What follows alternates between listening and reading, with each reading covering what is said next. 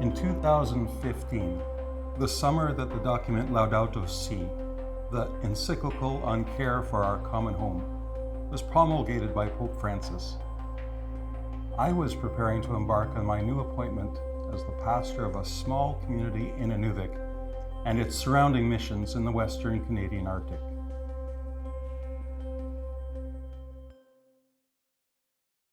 In Laudato Si, Pope Francis asks us to open our eyes and see what is happening to our common home. In the encyclical, we read, "A sober look at our world shows that the degree of human intervention, often in the service of business interests and consumerism, is actually making our earth less rich and beautiful, ever more limited and gray, even as technological advances and consumer goods continue to abound limitlessly."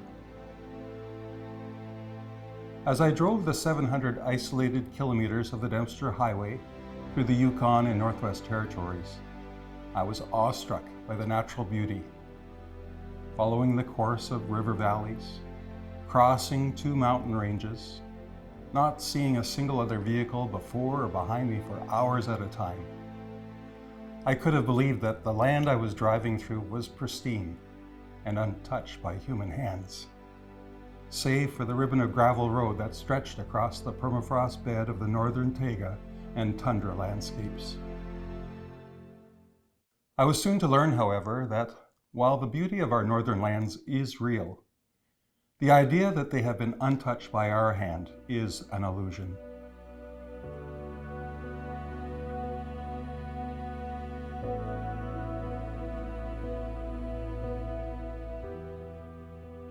While the traditional peoples of these lands have been present for thousands of years, living in a relatively harmonious relationship with the environment and God's creation, the advent of towns and mines and modern technologies are very new to the North.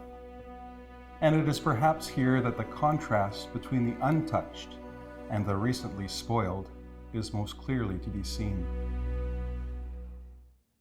I saw this plainly written in the communities which had been built up and then left abandoned by the speculative interests of oil and gas companies. This was clear in the divisive rift that had grown between those who had access to the wealth of the mines and those who were left to live in poverty off of government support. In a few short decades, a traditional lifestyle that had been in tune with the seasons and the land had turned to a consumer economy that left many people behind, scuttling the purpose of life for many elders and the hopes of so many young people.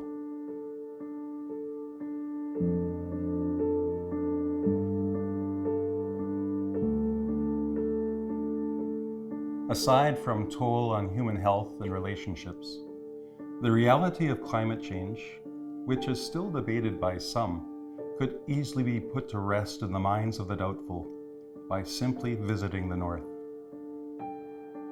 Melting permafrost, crumbling shorelines, these disrupt human habitation. Floods and forest fires create havoc and fear as communities face mandatory evacuation notices year after year. And dwindling migratory herds contribute to food scarcity. These are just a few of the stark indicators from the North that give notice that our Earth is on a path that we do not want to go down for the sake of the millions or even billions of humans who will be adversely affected in a direct way, not to mention the rest of the Earth's species, which may not be able to adapt as quickly as we can. In the end, we are all affected because we are all connected. Despite drawing our attention to this bleak present reality and its causes, Laudato Si is in fact an encyclical about hope.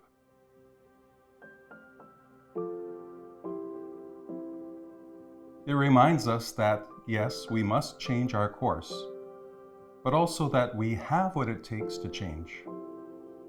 Again, from the encyclical, we read, "Many things have to change course, But it is we human beings above all who need to change. We lack an awareness of our common origin, of our mutual belonging, and of a future to be shared with everyone. This basic awareness would enable the development of new convictions, attitudes, and forms of life. A great cultural, spiritual, and educational challenge stands before us, and it will demand that we set out on the long path of renewal. This is a challenging ask, but within our spiritual tradition lies an untapped source of wisdom and practical knowledge, personified in the figure of St. Francis of Assisi.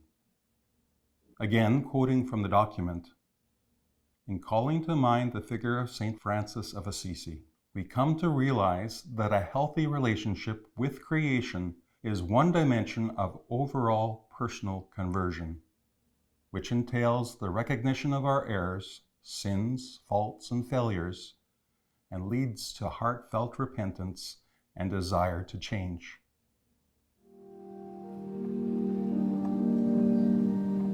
St. Francis spoke of the sun as brother sun, and the moon as sister moon. He called the earth Mother Earth, who sustains and governs us. This language reminds us that creation is not a set of resources to exploit, but a family of which we are a part. When we see creation this way, harming it feels like harming a loved one. St. Francis chose a life of radical simplicity, freeing himself from greed and consumerism so he could rely entirely on God's providence. His joy came not from possessions, but from relationships with God, with others, and with creation. Another source of wisdom comes from the ancient traditions of the Indigenous people of northern Canada. I am buoyed in hope by the crossover that I see between the work of truth and reconciliation with the Indigenous peoples of this land and the call of Laudato Si. Within that window of intersection is an opportunity to learn from those who have been doing this the longest and who have the most immediate vested interest. From the encyclical, we read, "It is essential to show special care for Indigenous communities and their cultural traditions. They are not merely one minority among others, but should be the principal dialogue partners, especially when large projects affecting their land are proposed. For them, land is not a commodity, but rather a gift from God and from their ancestors who rest there, a sacred space with which they need to interact if they are to maintain their identity and their values. When they remain on their land, they themselves care for it best." Good relations with our brothers and sisters are an integral step to a good relationship with all of creation. We can learn so much if we just listen.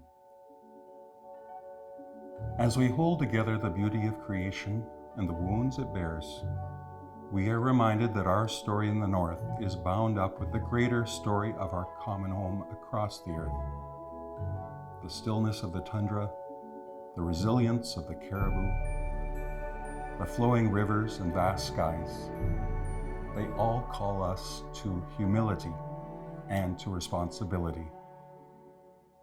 Laudato Si teaches us that creation is not simply a backdrop to our lives, but a gift entrusted to our care, woven into our identity and essential to our future.